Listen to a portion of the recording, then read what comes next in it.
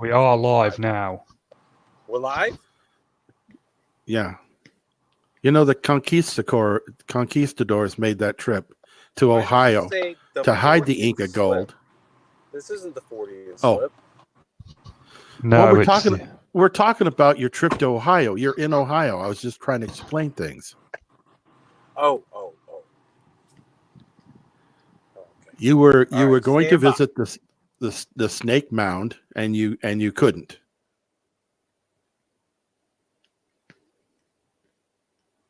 I think we lost Chris again. I believe we did.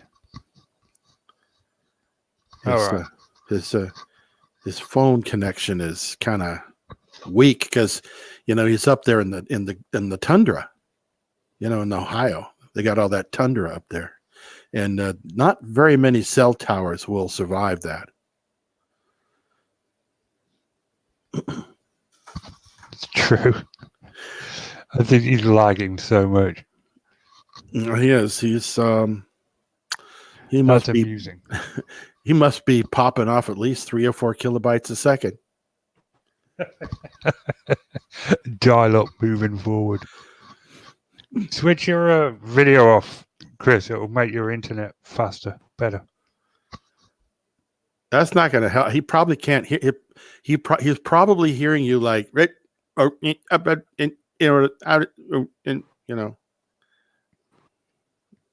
can't hear us. I think he's reloading. Oh. All right. So anyway, let's just get on with the show. Why not? Why not? Welcome, ladies and gentlemen, to this week's edition of the Squatchable Podcast, where we take a look at the week in Bigfoot news. Joining me from Parabreakdown YouTube channel, Phil Pulling. How are you? Hi, doing great. Okay, and joining us on and off from the Fortean Slip, Chris York. Chris is not here, but, I'm sure he says hello. And if you enjoy the Fortean Slip and Parabreakdown, you may enjoy the badly drawn misadventures of 2 Bigfoot. Head on over to Bigfooting with Keith N Collin on Facebook, where next week the Wendigo will be getting into some wacky shenanigans. It's a promise. I don't know. I'm just kind of sorry they got away from the hand puppets myself. Yeah, the hand puppets were awesome. I've had a lot of complaints that the hand puppets didn't last very long. It's like what the WTF? Okay, what's going on here? And then to make it worse, they went to marionettes. That's just lame. I went to marionettes for 1 episode. Yeah, well, now I know why. Didn't work out too well. No, Colin is not talented in that genre. No, he is not. So what's news? That's what happened last week, and next week the Wendigo will be up to some crazy shenanigans. Without further ado, I am your host, Richard Allen, and let's just get into it. Our first story comes from AJ News. It's searching for Bigfoot in Reavis Valley. It's a short opinion piece about Tom Biscardi and the Battle of Ape Canyon. Oh, God. Late at night in Reavis Ranch, something attacked the camp of several prospectors, killed and hauled off their donkey before they could even fire a shot. Both men got a good look at the towering beast as it dragged their donkey away. The 2 prospectors stayed up for the rest of the night, scared out of their wits. The only thing they could think of capable of carrying off a donkey was a very large grizzly bear. Their donkey weighed about 450 pounds, and it would require a mighty large animal to carry it off. The story, as I recall, stated that the prospectors described the intruder as a large, smelly, strange animal with a matted, coarse, and tangled hair coat. They said it walked on its hind legs and towered at least 8 to 10 feet in height. When the prospectors told their story, many old-timers figured they'd ran into a large grizzly bear. The prospectors said they could not identify this beast as an animal or a human, but did say it smelled like feces and urine and was unusually agile on its hindquarters. They estimated the animal weighed between 400 and 800 pounds. This description could easily fit a grizzly bear. The same story could have fueled the imagination of noted Bigfoot hunter C. Thomas Biscardi. The Phoenix Gazette on Monday, May 11, 1981, announced Explorer plans capture of Bigfoot. C. Thomas Biscardi of Northern California was making an exploration trip to the Superstition Mountain of Arizona to search for Bigfoot.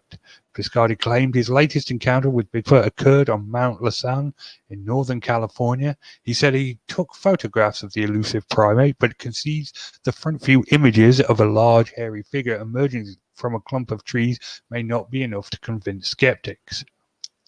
There was another update in 2007 on Bigfoot in the Superstition Wilderness area. It was recently reported that a large upright animal spooked a rider at pack horse near the headquarters of Rough Canyon along the northern edge of White Mountain.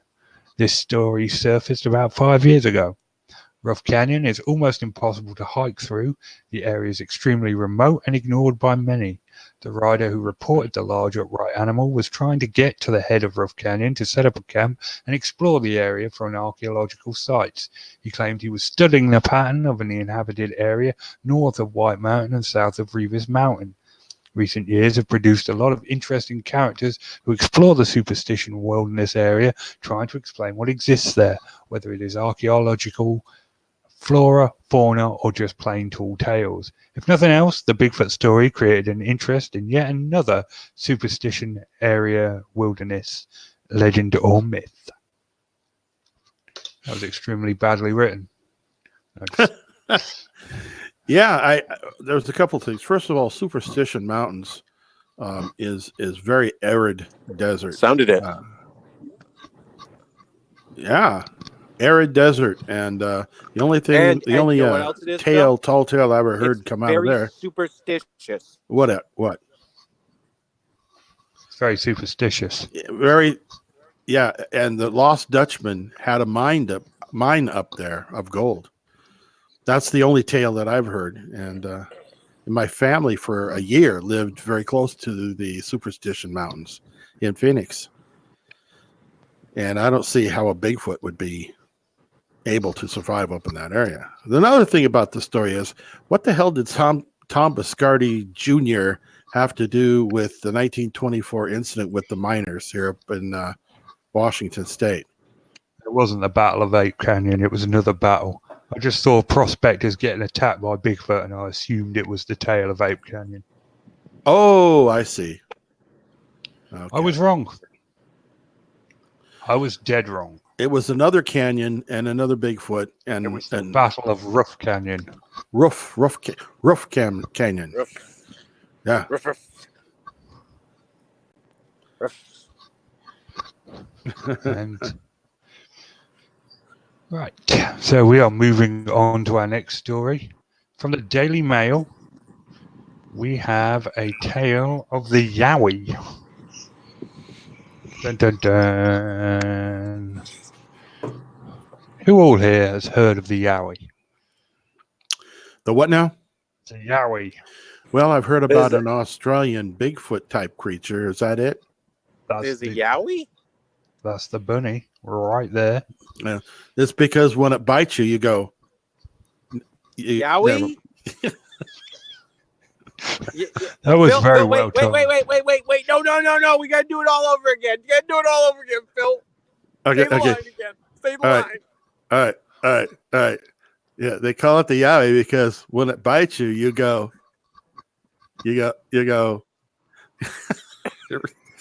Oh, wow. Oh, wow. The delay kind of ruins the whole effect. Richard, I want you to know you waited for this. I did, and I immediately regret that decision. Yeah. And when they see one, they go, "Wowie, wowie, Okay, Chris isn't coming in on this one. I'm not? Sorry. Sorry, Phil. I'm trying to do two things at once right now. Yeah, you're falling down on the job. I am. Anyway. Intrepid There's researcher certain times- has revealed the reason behind his lifelong quest to learn more about Australia's elusive yowies. Dean Harrison from the Gold Coast has dedicated his life to chasing yowie after he first came across the mythical beast in 1995. I wanted answers, he told the Daily Mail in Australia, and he was determined to get them. Over the past 25 years, Mr. Harrison claims he has had several encounters with the ape-like creatures known as yowies in Australia, which are similar to the Sasquatch or Bigfoot in the United States. There have been thousands of reported sightings of the nocturnal creatures in Australia over the past century, he said. Mr. Harrison was living in a Rory property in Eagle Heights in southeast Queensland when he claims he first spotted one. I came home and there was this thing in my backyard. It was massive and standing on 2 feet. It was growling and it was ripping out the foliage. Mr. Harrison was curious and considered grabbing a torch and going outside to investigate, but he was too scared. Instead, he locked the door and watched from the window. His next sighting was even more terrifying. It was 1997, and he decided to go for a run as the sun was setting in Ormeo. Mr. Harrison had stopped to take a phone call when he heard what sounded like tree felling. He looked over his shoulder and he saw a massive beast tearing through the trees. As it began to roar, Mr. Harrison took off and dodged through the bush in search of safety.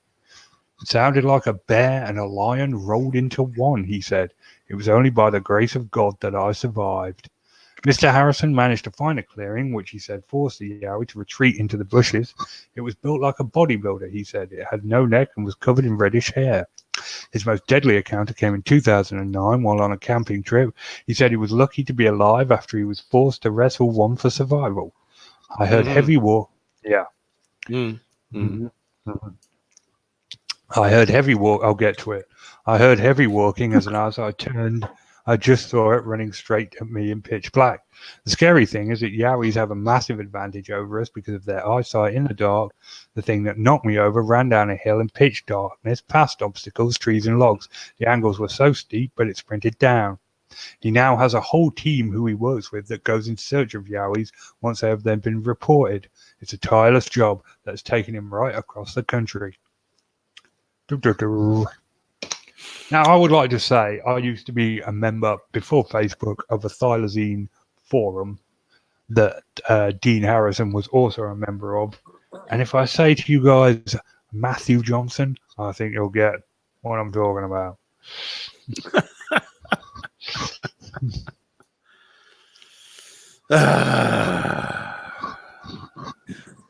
Yeah, there was some Son, we graffiti. live in a world with an outback. Yowie. Wowie. That's a new drink I should create for my tiki bar. Graffiti? No, The Yowie Wowie. The Yowie Wowie. Was it done by The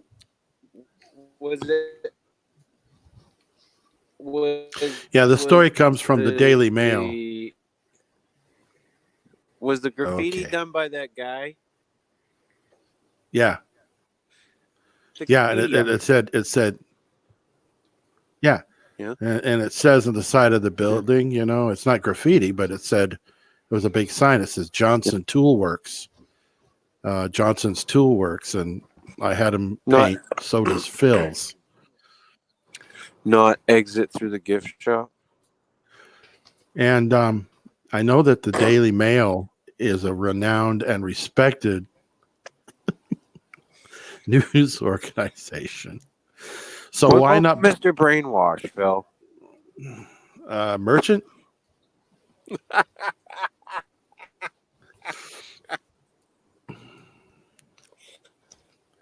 Mr. Brainwash.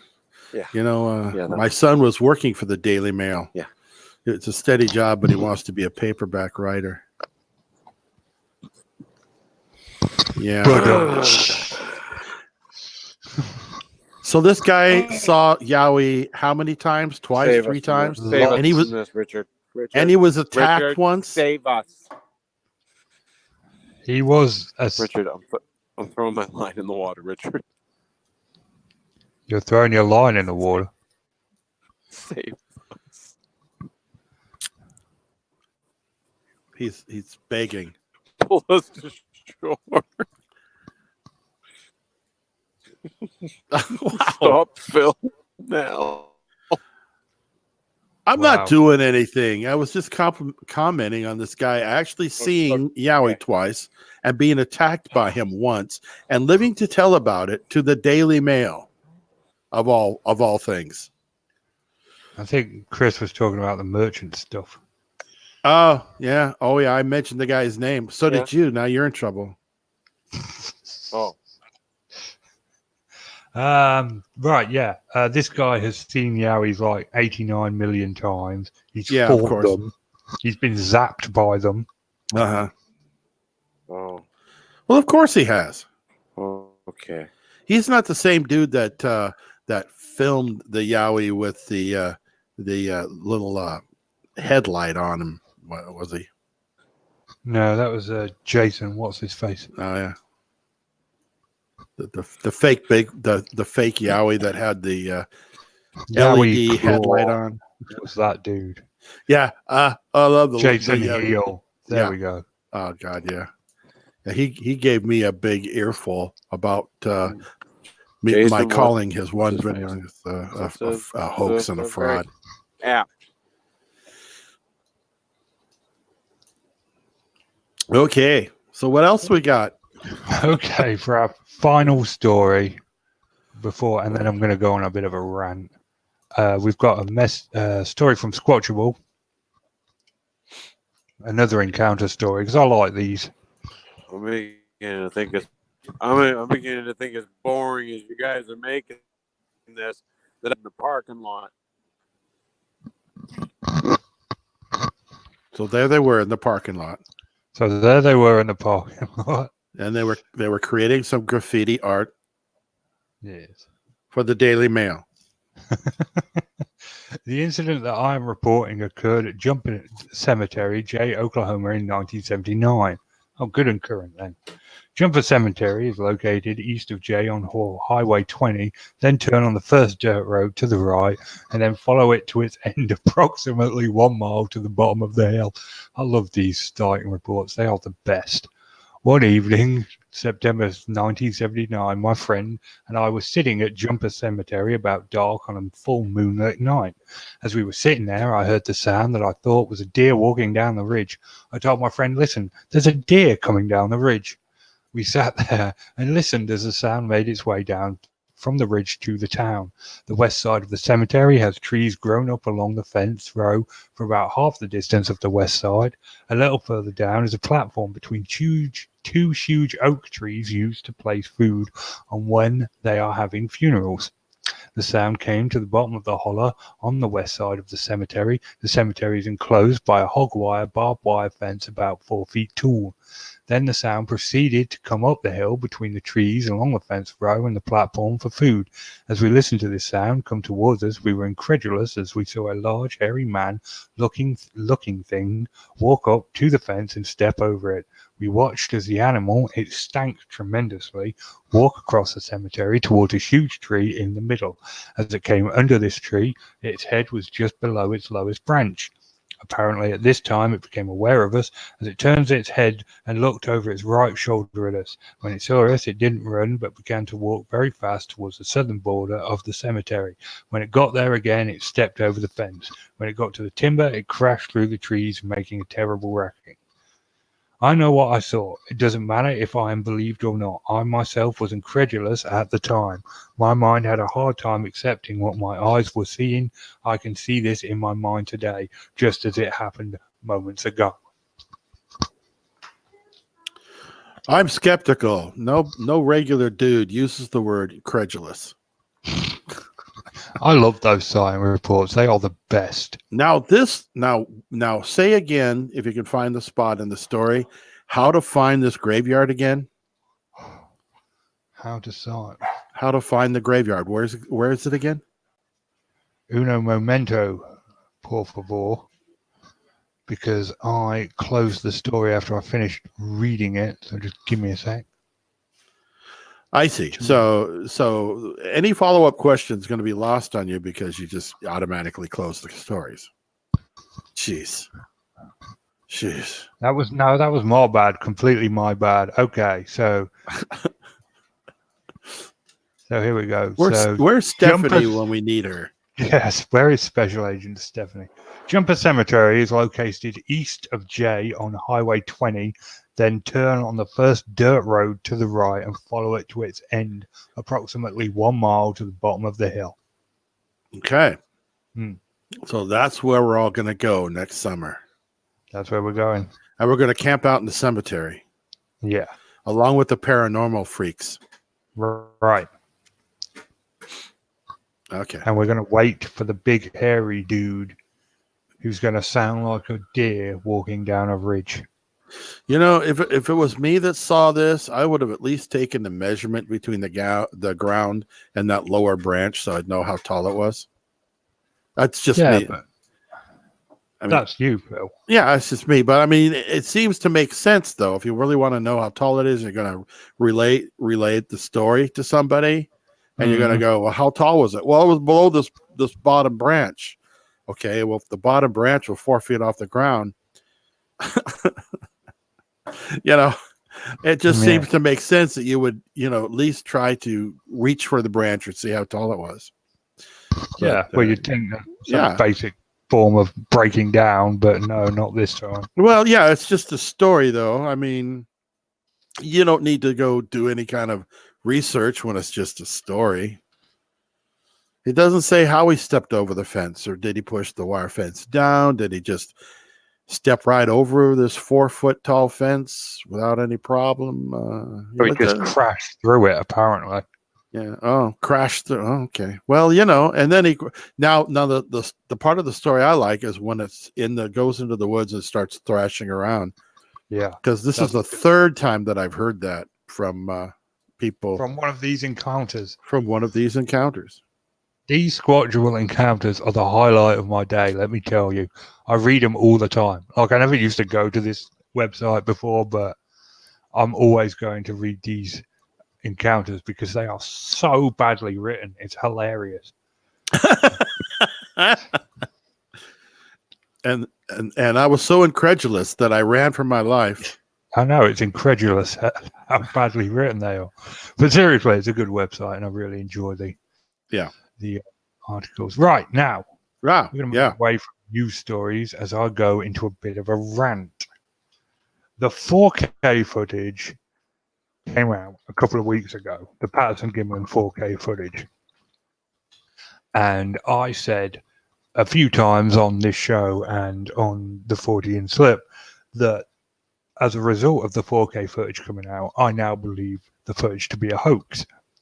A lot of people have taken that to mean that I don't believe in Bigfoot anymore. It's not that I don't believe in Bigfoot. I want to believe in Bigfoot. I really want to believe in Bigfoot so badly. It's just I'm not going to, throw worshipness at the bloody something I believe to be a hoax. I don't. It doesn't matter if the Patterson-Gimlin film is a hoax or not, because there's still enough sightings, reports, footprint evidence, and whatnot to still say that maybe Bigfoot exists. That's it. That's my rant. You have a point, and I've always felt that the Patty film was not the holy grail that people have been looking for. It never has been. All it was a piece of film that became extremely popular because of when it happened and the length of time that it's been around. I mean, a film of an alleged Bigfoot hanging around for 50 years, it's going to have a certain amount of mythology attached to it or credibility attached to it. So regardless of which way you lean on that particular piece of footage, it's going to be embedded in you for that many decades if you've been alive that long, or at least as long as you've been alive. It's going to be embedded on your psyche, and you're going to go, yeah, this is real, this is real, this is real, this is real. You say that enough, you're going to believe it's real. I don't see anything that's real evidence that it's an authentic Bigfoot. I still think it could be a guy in a costume. It could be. I'm not saying it is, because I do believe in Bigfoot, just like you. But now the 4K footage is interesting because the one thing, there's a couple of things I noticed with the 4K that I didn't see in the others. And when you look at the feet, it almost looks like he's wearing a tennis shoe, until you realize that, it's a sandy, dry riverbed. It's going to have, dried mud, and it's going to make the bottom of the foot look white. But I was looking at the shape of the foot, how kind of squared off it looked. And, but then I noticed that when he stretched his foot out, before it even hit the ground, you could see his toes curl up. And you can't do that with a tennis shoe. I mean, this one step, you can see his toes just go right up, her toes go right up. And I'm like, okay, well, he's not wearing, if he's wearing a costume, it'll do that. But if he's not, I don't think he's wearing tennis shoes like some people have said.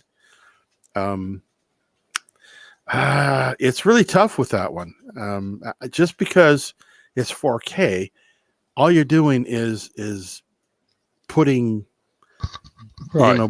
putting more questions into the scenario without any answers. The bottom line is, it was shot on what, Super 8, like 16 millimeter color 16 millimeter. I mean, that data is all there is. You can feed the information all you want and get a computer to extrapolate into a 4K footage. But the bottom line is, it's 16 millimeter footage, right? I mean, the computer's just interpreting. And the most, and you go back to the most original. There were copies made, but you go back to the copy that has probably survived the best. I don't know who's got it. God, I don't remember who's got it. Anyway, yeah. Yeah, I have two. I've seen those two. Which is one of those arguments for it. No one who creates a costume would actually put breasts on it. Blah blah blah. Yeah, but that's a minus, because the breasts are covered in fur. Right. No primate has furry breasts. Breasts, right. So, but when you're looking at the original or anything close to the original, anything that you try, if you digitalize, it's going to fill in the blanks with false information. That's what's going to happen. So in my opinion, if you say, I saw the 4K footage and the 4K footage changed my mind, I would say rethink that, because that's not the real footage. What you're seeing has anomalies all over it that have been imprinted by digital means to fill in the blanks. That's a really good point, actually. I hadn't considered that. Yeah, no, you're right. It's just, it's just filled it in. But man, if you look at the footage, though, it's like now you can actually use it in a documentary on TV. People actually go, whoa, instead of that piece of crap that they've had floating around for 50 years. Why didn't someone do it before? Yeah, well, exactly. They should have digitalized it 50 years ago. So that's my thing on the Patterson Gimlin footage. And the other thing I wanted to talk about, not strictly Bigfoot, but it is related. It's in the paranormal. It's this so-called raid on Area 51. Oh, that was a lot of fun. Were you there? Oh, I didn't see you there. Virgins dying left and right. People getting shot down with lasers. Yeah, it was great. Man. God, it was a lot of fun. A lot of fun. It's obviously a joke, people, but Flat Earth started as a joke as well. Don't take it too seriously. Yeah, I should have been there. I'll tell you. Should have been there. Yeah. And next year, if you all want to join me, we will be storming the Bermuda Triangle. It can't swallow us all. We're going to start at the Bimini Island. Yep. And it's going to be crazy. Except I'm not going to be much help because they have the best rum there. So, well, it's going to be touch and go for me. Hang out on the deck chairs and yeah, I could storm it from the deck chair. Right. Mm-hmm. With binoculars. All right. Well, I apologize for our tardiness this week. It won't happen again. We're going to go on time from now on, come what may. That'll wrap us up for this week. As always, head on over to the Fortean Slip tomorrow night for that show. I don't know what Chris has got planned at all. I'm sure it's something hilarious. Something great. Phil, sorry. If you get remonetized, are you going to be putting stuff back onto the old Parabreakdown? Yes. I was so upset though. I even had a video ready to go, and I said, you know what? I'm not gonna let them, make money off of my content if they don't give me the same amount of respect. So I didn't load anything. Yeah. So but if they give me my partnership back, hey, we're partners again, blah, blah, blah. Yeah, I'll be uploading all kinds of videos. You bet. I got one ready to go right now. Just waiting. Respect is a good word because you have been you've got a pretty big channel and you have been a big supporter of YouTube for a long time, and they have been a very, very disrespectful, I feel, towards you. So, been making content for them since 2006. And if you have a paranormal or Bigfoot or UFO story, Matt Knapp wants to hear from you, you can email him at bigfootcrossroads@gmail.com. We will return next week, despite the hopes of many. So it's good night from me, and it's good night from Phil. Good night. Good night.